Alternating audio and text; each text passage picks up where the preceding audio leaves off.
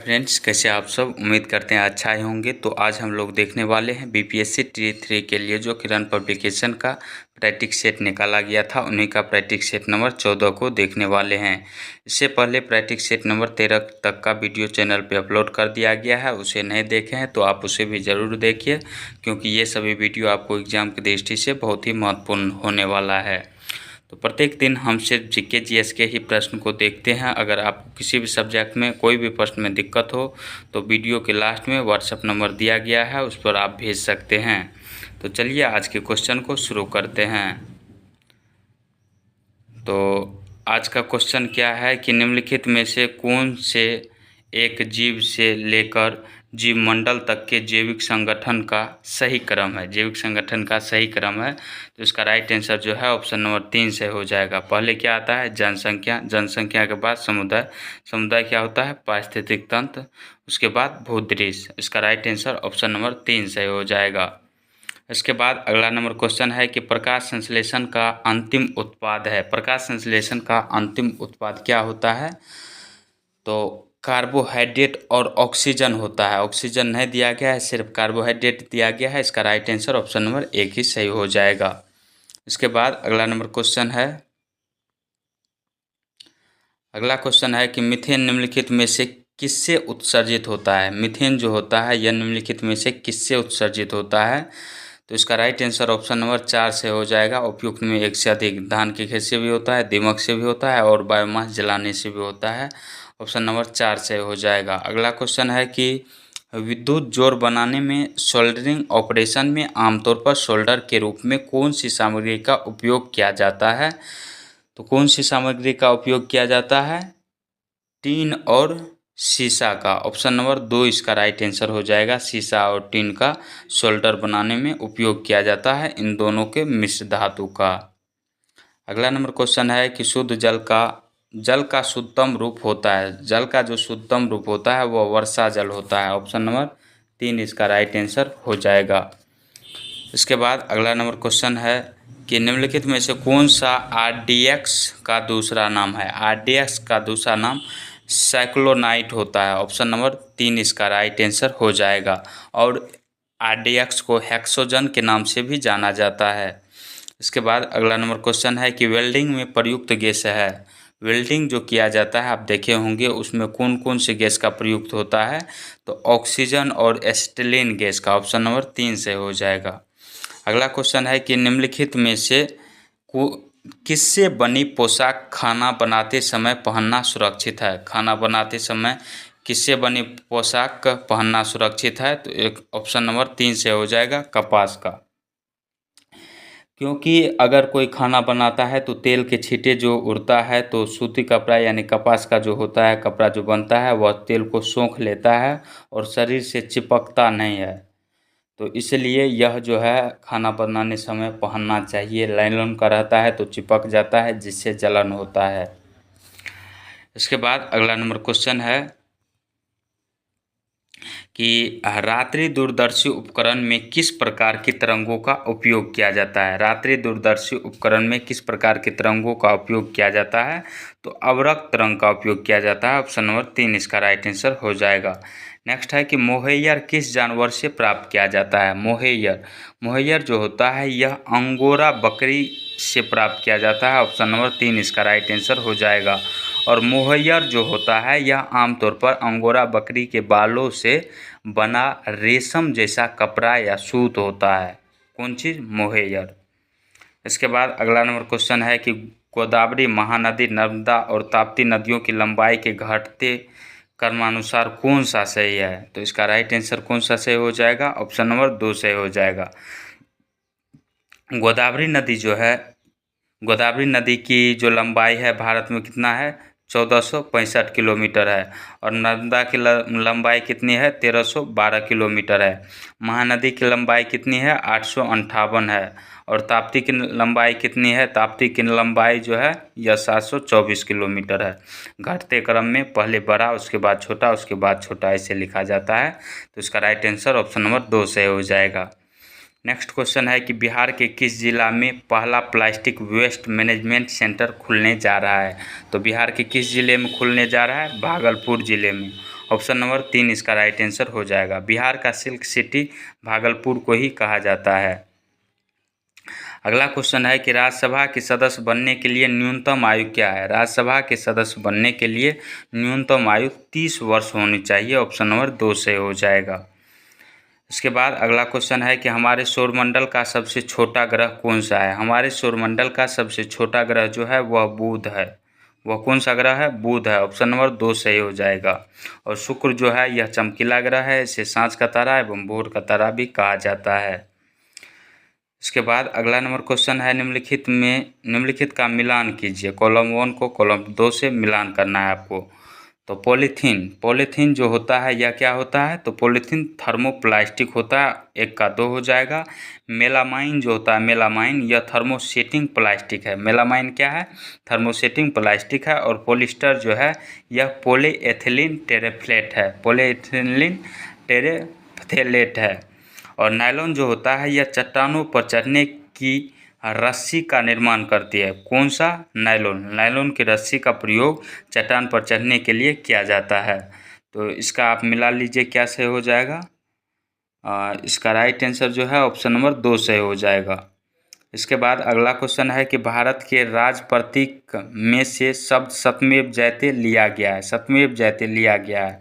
तो सत्यमेव जयते मुंडकोपनिषद से लिया गया। मुंडकोपनिषद कौन चीज़ से? यानी उपनिषद से, मुंडक उपनिषद से लिया गया है।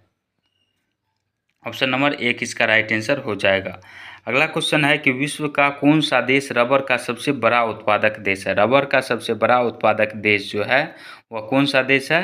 थाईलैंड है। ऑप्शन नंबर 3 से हो जाएगा। इसके बाद अगला क्वेश्चन है कि सप्तऋषि मंडल को पाश्चात्य देशों में किस नाम से जाना जाता है? सप्तऋषि मंडल को तो इसे बिग डिपर के रूप में जाना जाता है। ऑप्शन नंबर 3 इसका राइट आंसर हो जाएगा। किस रूप में? बिग डिपर के रूप में। और इसे बिग डिपर को ग्रेट बियर भी कहा जाता है। अगला नंबर क्वेश्चन है कि निम्नलिखित में से कौन सा कर्क रेखा के सबसे निकट स्थित है। कर्क रेखा के सबसे निकट शहर जो स्थित है वह रांची है। रांची का झारखंड की राजधानी है। रांची कहाँ स्थित है? झारखंड में। और इसी के नज़दीक से होकर गुजरती है कर्क रेखा। अगला क्वेश्चन है कि किसकी उपस्थिति की वजह से रक्त वाहिकाओं में प्रभावित रक्त थक्का नहीं बनता है। रक्त का थक्का नहीं बनता है, यानी शरीर में खून जो रहता है आप देखे होंगे कि वह थक्का नहीं बनता है। और जैसे ही कट जाता है खून जो बाहर निकलता है तो बाहर में थक्का बन जाता है, यानी शरीर में नहीं बनता है। किस की उपस्थिति के कारण? तो हेपेरिन की उपस्थिति के कारण। ऑप्शन नंबर 1 इसका राइट आंसर हो जाएगा। हेपेरिन जो होता है यह थक्कारोधी होता है।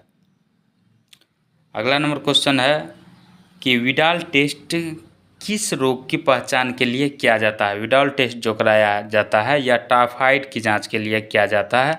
ऑप्शन नंबर 3 इसका राइट आंसर हो जाएगा। अगला क्वेश्चन है कि 1824 में ग्रीन हाउस इफेक्ट के विषय में किसने बताया था। 1824 में ग्रीन हाउस इफेक्ट के बारे में किसने बताया था? तो जोसेफ फॉरियर ने। ऑप्शन नंबर 2 इसका राइट आंसर हो जाएगा। नेक्स्ट है कि औषधियाँ कैफीन, टेनिन और निकोटीन है। औषधियाँ कैफीन, टेनिन और निकोटीन जो होता है यह क्या होता है? तो अल्काइड्स पौधे होते हैं। ऑप्शन नंबर 3 इसका राइट आंसर हो जाएगा।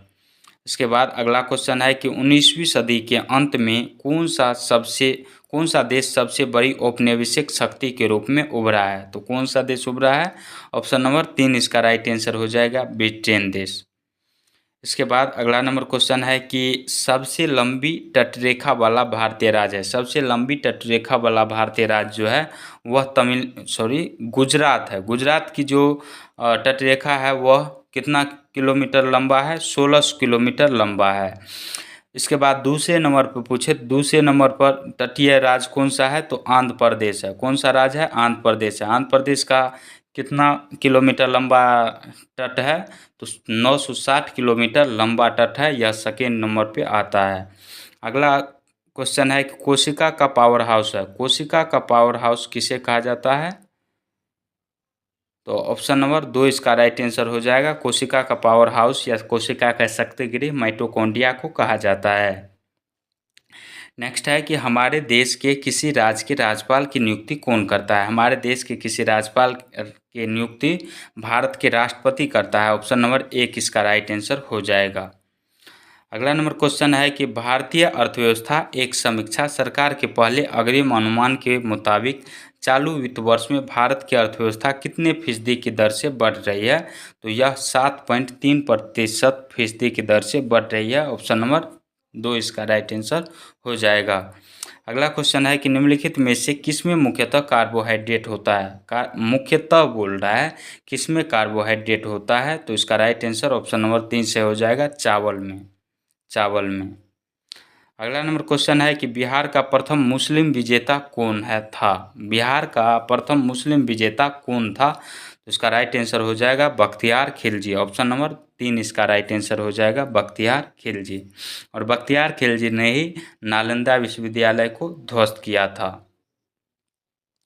अगला नंबर क्वेश्चन है कि ब्रिटिश हाउस ऑफ कॉमन्स के लिए चुने जाने वाले पहले भारतीय दादा भाई नौरोजी थे। उन्होंने किस पार्टी के टिकट पर चुनाव लड़ा था। उन्होंने किस पार्टी के टिकट पर चुनाव लड़ा था। तो इसका राइट आंसर जो है ऑप्शन नंबर 1 से हो जाएगा, लिबरल पार्टी के चुनाव पर, लिबरल पार्टी से चुनाव लड़े थे। ऑप्शन नंबर 1 से हो जाएगा।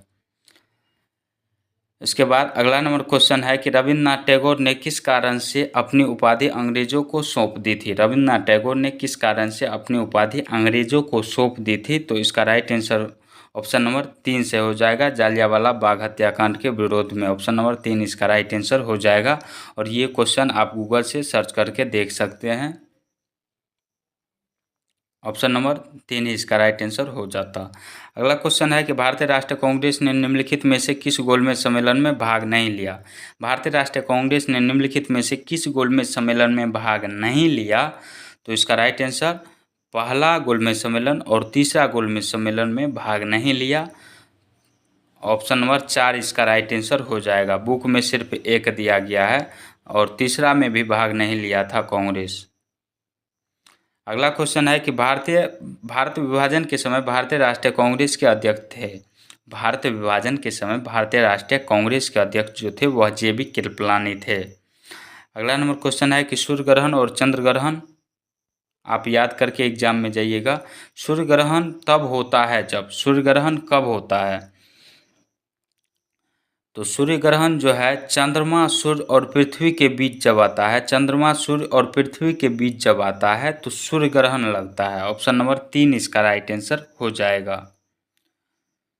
इसके बाद अगला नंबर क्वेश्चन है कि निम्नलिखित में से कौन सा कथन शिराओं के संबंध में सही है। शिराओं के कथन संबंध में इनमें से कौन सा कथन सही है। तो इसका राइट आंसर ऑप्शन नंबर 3 से हो जाएगा, इसमें वाल्व होते हैं। शिराओं में क्या होता है, वाल्व होता है। अगला नंबर क्वेश्चन है कि ग्रीनविच माध्य समय डैश पर, ग्रीनविच माध्य समय डैश पर स्थानीय समय है। तो यह प्राइम मेरिडियन पर आधारित स्थानीय समय है। ऑप्शन नंबर 1 इसका राइट आंसर हो जाएगा। इसके बाद अगला नंबर क्वेश्चन है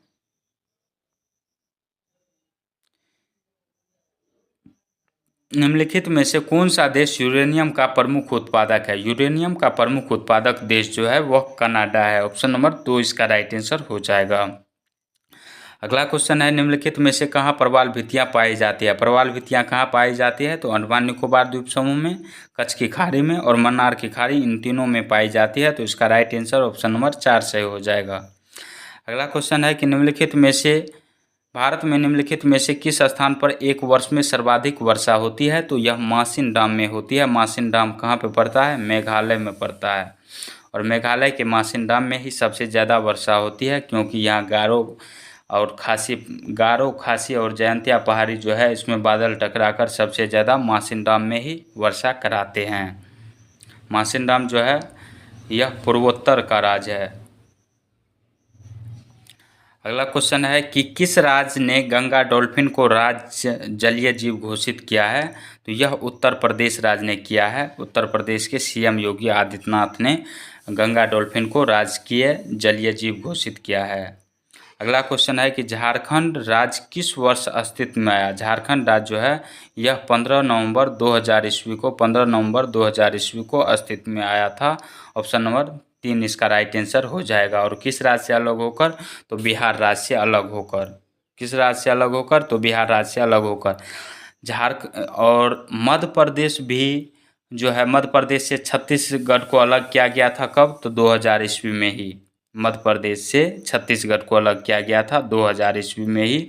और 2000 ईस्वी में ही उत्तराखंड से उत्तर प्रदेश को अलग किया गया था। अगला क्वेश्चन है कि सौरमंडल का कौन सा ग्रह स्थलीय यानी चट्टानी ग्रह नहीं है। तो इनमें से ऑप्शन नंबर 3 से हो जाएगा शनि ग्रह। इसके बाद बृहस्पति ग्रह भी स्थलीय ग्रह नहीं है। अगला नंबर क्वेश्चन है कि मानव शरीर के किस अंग में वसा का पूर्ण पाचन होता है। मानव शरीर के किस अंग में वसा का पूर्ण पाचन होता है, तो छोटी आंत में। ऑप्शन नंबर 1 से हो जाएगा। नेक्स्ट है कि जीव के संदर्भ में निम्नलिखित कार्य दिए गए हैं, दिए गए विकल्पों में से सही उत्तर का चयन कीजिए।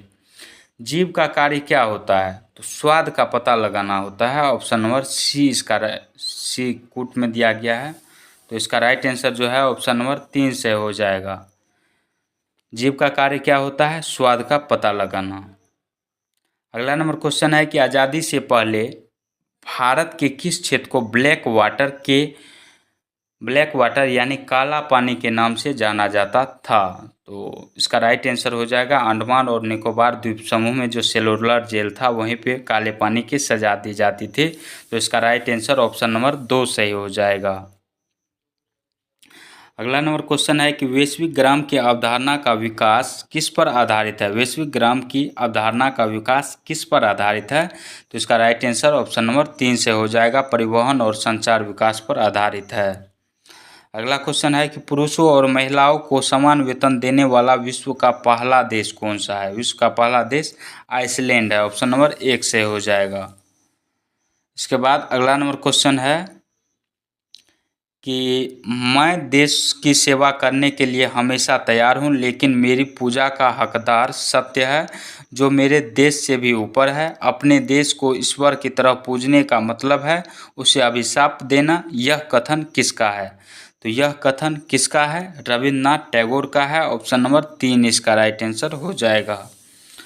इसके बाद अगला क्वेश्चन है कि अम्लीय वर्षा वनस्पति को नष्ट कर देती है क्योंकि इसमें क्या होता है, सल्फ्यूरिक एसिड होता है। ऑप्शन नंबर 2 इसका राइट आंसर हो जाएगा। अम्लीय वर्षा का पीएच मान जो होता है वो 5.6 से कम होता है। अगला क्वेश्चन है कि डैश युद्ध के दौरान वीरता के लिए विशिष्ट कार्यों को प्रदर्शित करने के लिए दिया जाने वाला सर्वोच्च सैन्य अलंकरण है। तो यह है परमवीर चक्र। युद्ध के दौरान वीरता के लिए विशिष्ट कार्यों को प्रदर्शित करने के लिए दिया जाने वाला सर्वोच्च सैन्य पुरस्कार है। ऑप्शन नंबर 3 इसका राइट आंसर हो जाएगा। अगला क्वेश्चन है कि निम्नलिखित में से किस देश की भारत के साथ अंतर्राष्ट्रीय सीमा नहीं है। भारत की अंतर्राष्ट्रीय सीमा पाकिस्तान से भी है, बांग्लादेश से भी है, भूटान से भी है। तो उपयुक्त में से कोई नहीं इसका राइट आंसर हो जाएगा। इन सभी से तो है लेकिन नहीं पूछा गया किससे नहीं है, तो ऑप्शन नंबर 5 से हो जाएगा। अगला क्वेश्चन है कि आप रात्रि के आकाश में सितारों और कृत्रिम उपग्रहों के बीच में अंतर कैसे कर पाएंगे, तो उनके टिमटिमाने के द्वारा हम उसकी अंतर कर सकते हैं। ऑप्शन नंबर 1 इसका राइट आंसर हो जाएगा। अगला नंबर क्वेश्चन है कि श्वेत प्रकाश की एक किरण कांच के प्रिज्म पर आपतित होती है। वह प्रकाश वर्ण जो कांच के प्रिज्म से गुजरने पर अधिकतम विचलित होगा। अधिकतम विचलित जो होगा वह बैगनी रंग का होगा। किस रंग का होगा, बैगनी रंग का होगा। तो चलिए ऑप्शन देखते हैं। ऑप्शन नंबर 1 इसका राइट आंसर हो जाएगा, बैगनी रंग। अगला क्वेश्चन है कि अंतर्राष्ट्रीय गरीबी उन्मूलन दिवस 2023 का विषय क्या है। अंतर्राष्ट्रीय गरीबी उन्मूलन दिवस 2023 का जो है विषय क्या है, तो इसका राइट आंसर ऑप्शन नंबर 1 से हो जाएगा। सब कार्य और सामाजिक सुरक्षा, सभी के लिए व्यवहार में गरिमा लाना। ऑप्शन नंबर 1 से हो जाएगा। अगला क्वेश्चन है कि पाक खाड़ी किनके बीच में अवस्थित है। पाक खाड़ी जो है यह श्रीलंका और भारत के बीच अवस्थित है। ऑप्शन नंबर 3 इसका राइट आंसर हो जाएगा। नेक्स्ट क्वेश्चन है कि सूर्य से चंद्रमा में लिए गए ऊष्मा ऊर्जा का हस्तांतरण किसके द्वारा होता है? तो इसका हस्तांतरण यानी स्थानांतरण जो होता है किसके द्वारा होता है? तो यह केवल विकिरण के द्वारा होता है। ऑप्शन नंबर 1 इसका राइट आंसर हो जाएगा। नेक्स्ट है कि निम्नलिखित में से दक्षिण भारत की सबसे ऊंची चोटी कौन सी है? दक्षिण भारत की सबसे ऊंची चोटी जो है यह अनाईमुडी है, और अनाईमुडी की ऊंचाई जो है वह कितना है? तो 2695 मीटर है। 2695 मीटर है। अगला नंबर क्वेश्चन है कि निम्नलिखित में से कौन से वृक्ष में अपस्थानिक मूल पाए जाते हैं? तो बरगद के वृक्ष में। ऑप्शन नंबर 3 इसका राइट आंसर हो जाएगा। इसके बाद अगला नंबर क्वेश्चन है कि R.M. वुड और जेम्स थॉमसन कौन सी भू राजस्व व्यवस्था से संबंधित है? तो यह महलबारी व्यवस्था से संबंधित है। ऑप्शन नंबर 2 इसका राइट आंसर हो जाएगा। अगला नंबर क्वेश्चन है कि माघ बिहू 14 और 15 जनवरी को मनाया जाता है, इसे किस राज्य के लोग मनाते हैं? तो यह असम का है। ऑप्शन नंबर 2 इसका राइट आंसर हो जाएगा। और यह जो होता है यह त्यौहार फसल कटाई के दौरान मनाया जाता है। इसके बाद अगला नंबर क्वेश्चन है कि रासायनिक परिवर्तन के साथ आते हैं। रासायनिक परिवर्तन के साथ क्या आते हैं? तो नए प्रकार के पदार्थों का निर्माण होता है, निकाय की एंथैल्पी में परिवर्तन होता है, पदार्थों के रासायनिक गुण में परिवर्तन होता है। तो इसका राइट आंसर जो है ऑप्शन नंबर 4 से हो जाएगा। इसके बाद अगला नंबर क्वेश्चन है कि किसने कहा था भारतवर्ष तलवार के बल पर जीता गया था और तलवार के बल पर ही उसे ब्रितानी कब्जे में रखा जाएगा? तो यह लॉर्ड एल्गिन द्वितीय का कथन है। ऑप्शन नंबर 2 इसका राइट आंसर हो जाएगा, लॉर्ड एल्गिन। अगला क्वेश्चन है कि किसने बैक्टीरिया जनित बीमारी की खोज की थी? तो यह की थी लुई पास्चर ने बैक्टीरिया जनित बीमारी की खोज। और पाश्चुरीकरण की खोज किसने किया था? तो लुई पास्चर ने ही किया था। इन्हीं के नाम पर पाश्चुरीकरण रखा गया, पाश्चुरीकरण का सिद्धांत। इसके बाद अगला नंबर क्वेश्चन है कि जब कोई वस्तु मुक्त रूप से पृथ्वी की ओर गिरती है तो उसकी कुल ऊर्जा होगी? तो यह नियत रहती है। ऑप्शन नंबर 3 इसका राइट आंसर हो जाएगा। अगला नंबर क्वेश्चन है कि कौन सा तत्व दूध के दांत और लाइम स्टोन में पाया जाता है? कौन सा तत्व? तो यह होता है कैल्शियम तत्व। कैल्शियम तत्व जो होता है दूध के दांत और लाइम स्टोन में पाया जाता है। ऑप्शन में नहीं दिया गया है। ऑप्शन नंबर 5 इसका राइट आंसर हो जाएगा। और कैल्शियम जो होता है यह दांतों को कठोरता एवं शक्ति प्रदान करता है। कैल्शियम ज़्यादातर किस में मिलता है? तो दूध, हरे पत्तेदार सब्जियां और मांस में पाया जाता है। अगला नंबर क्वेश्चन है कि वर्ष 2023 के शांति नोबेल पुरस्कार किसे सम्मानित किया गया? शांति नोबेल पुरस्कार से 2023 में किसे सम्मानित किया गया?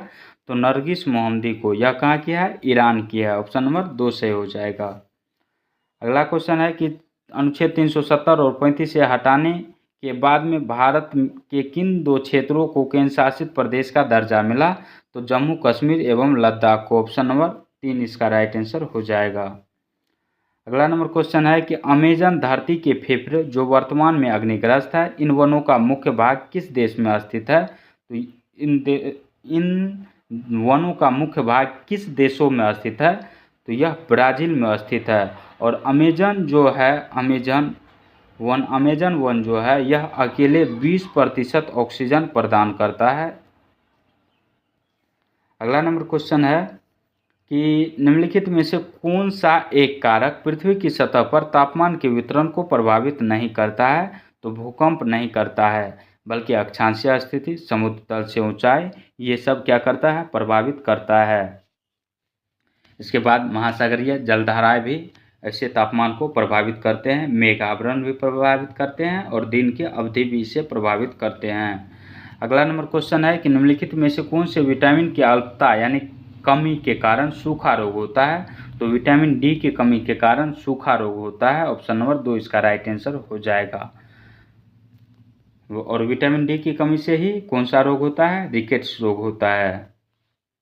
अगला क्वेश्चन है कि एशियाई खेलों के इतिहास में जेवलिन थ्रो में स्वर्ण पदक जीतने वाली भारतीय महिला एथलीट जो है यह अन्नू रानी है। ऑप्शन नंबर 1 इसका राइट आंसर हो जाएगा।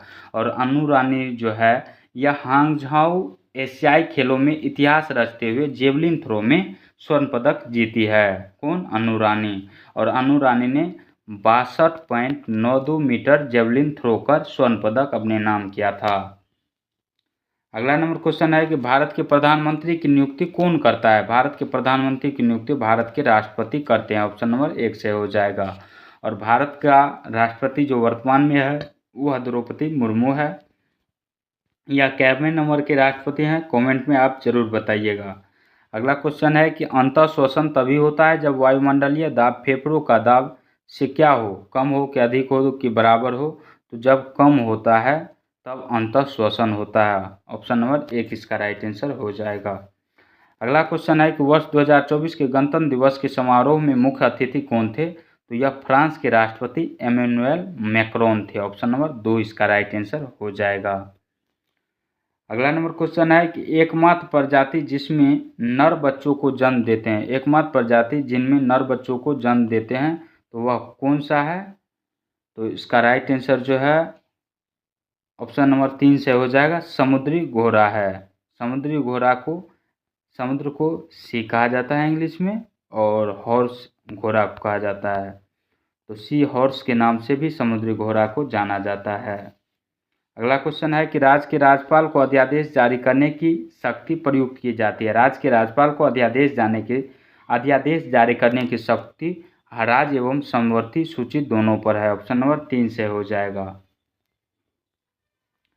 इसके बाद अगला नंबर क्वेश्चन है कि वाहन की गति मापने के लिए प्रयोग में लाने वाला साधन है। तो वाहन की गति मापने के लिए प्रयोग में लाने वाला साधन जो है वो स्पीडोमीटर है। और फोटोमीटर क्या होता है? फोटोमीटर एक उपकरण होता है जिसका प्रयोग प्रकाश के गुणों को मापने के लिए किया जाता है। और ओडोमीटर क्या होता है? ओडोमीटर एक वाहन द्वारा तय की गई दूरी को मापने के लिए ओडोमीटर का प्रयोग किया जाता है। अगला क्वेश्चन है कि 1919-20 के दौरान दरभंगा राज्य में किसान आंदोलन का नेता कौन था? तो स्वामी विद्यानंद था। ऑप्शन नंबर 2 से हो जाएगा। और स्वामी विद्यानंद के नेतृत्व में ही किसान आंदोलन जो था यह बिहार का यह जो है किस किस क्षेत्र में फैला? दरभंगा में फैला, मुजफ्फरपुर में फैला, भागलपुर में, पूर्णिया में और मुंगेर जिला में स्वामी विद्यानंद के नेतृत्व में ही फैल गया। अगला नंबर क्वेश्चन है कि भारतीय क्षेत्र में स्थित दो ज्वालामुखी के नाम है। भारतीय क्षेत्र में स्थित दो ज्वालामुखी के नाम क्या है? तो यह बेरन और नारकोंडम द्वीप है। ऑप्शन नंबर 3 इसका राइट आंसर हो जाएगा। अगला क्वेश्चन है कि कुडुक झारखंड की भाषा है। कुडुक कहाँ की भाषा है? झारखंड की भाषा है। कुडुक भाषा में तोरांग शब्द का अर्थ है। तोरांग शब्द का अर्थ क्या होता है? वन या जंगल। ऑप्शन नंबर 2 इसका राइट आंसर हो जाएगा। और यह एससीईआरटी का प्रश्न है, एनसीईआरटी में भी दिया गया है। अगला क्वेश्चन है कि किस देश ने विश्व का पहला इलेक्ट्रिक जहाज बनाया है? तो विश्व का पहला इलेक्ट्रिक जहाज चीन ने बनाया है। ऑप्शन नंबर 3 इसका राइट आंसर हो जाएगा। और यह जो जहाज बनाया है 2 घंटे के चार्ज के बाद 2000 टन कार्गो के साथ 80 किलोमीटर की ही सिर्फ यात्रा कर सकता है। इसके बाद अगला नंबर क्वेश्चन है कि भारत में 1 रुपये और कम मूल्य वर्ग के करेंसी नोट और सिक्के कौन जारी करता है? तो यह भारतीय रिजर्व बैंक जारी करता है। ऑप्शन नंबर 2 सही हो जाएगा। भारतीय रिजर्व बैंक यानी reserve bank of India RBI की स्थापना कब हुई थी? तो 1 अप्रैल 1935 ईस्वी को हुई थी। इसके बाद अगला नंबर क्वेश्चन है कि चुंबकीय प्रवाह को मापने के लिए किसका उपयोग किया जाता है? चुंबकीय प्रवाह को मापने के लिए फ्लक्स मीटर का उपयोग किया जाता है। ऑप्शन नंबर 2 से हो जाएगा।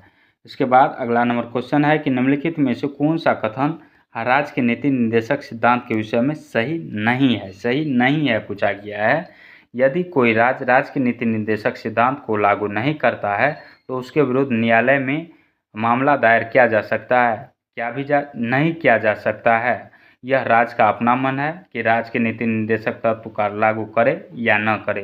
राज्य के नीति निर्देशक तत्व की चर्चा जो है भारतीय संविधान के भाग 4 में अनुच्छेद 36 से 51 तक में चर्चा किया गया है। इसके बाद अगला नंबर क्वेश्चन है कि स्वामी विवेकानंद ने बेलूर में रामकृष्ण मिशन की स्थापना किस वर्ष की थी? तो 1897 ईस्वी में। ऑप्शन नंबर 3 इसका राइट आंसर हो जाएगा। नेक्स्ट क्वेश्चन है कि पन्नालाल घोष किस वाद्य यंत्र से संबंधित है? पन्नालाल घोष किस वाद्य से संबंधित है? तो यह एक बांसुरी वादक है एवं संगीतकार भी है। ऑप्शन नंबर 2 इसका राइट आंसर हो जाएगा। अगला क्वेश्चन है कि आजकल किसान अनाजों की बाली से दानों को निम्नलिखित में से किस यंत्र के द्वारा अलग करते हैं? तो इसे थ्रेशर के द्वारा अलग किया जाता है। ऑप्शन नंबर 2 इसका राइट आंसर हो जाएगा। इसके बाद अगला नंबर क्वेश्चन है कि बादलों और पृथ्वी के बीच बिजली के निकलने की प्रक्रिया का कारण है। बादलों और पृथ्वी के बीच बिजली के निकलने की प्रक्रिया का कारण अपरोहन है। ऑप्शन नंबर 3 इसका राइट आंसर हो जाएगा। नेक्स्ट है कि भारत में कृषि फसलों के लिए न्यूनतम समर्थन मूल्य यानी एमएसपी कौन तय करता है?